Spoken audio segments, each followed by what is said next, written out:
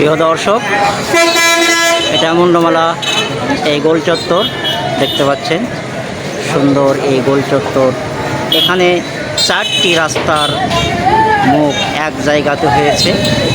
4টি মুন্ডমালা, আমনোরা, গোদাগাড়ি, তানোর এই জায়গাটি 4টি রাস্তার মুখ।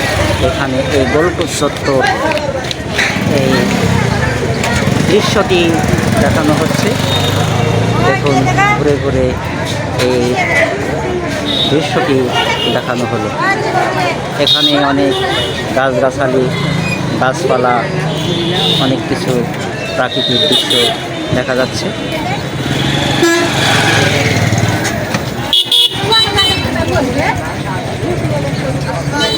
এই সেই গোল চত্বর।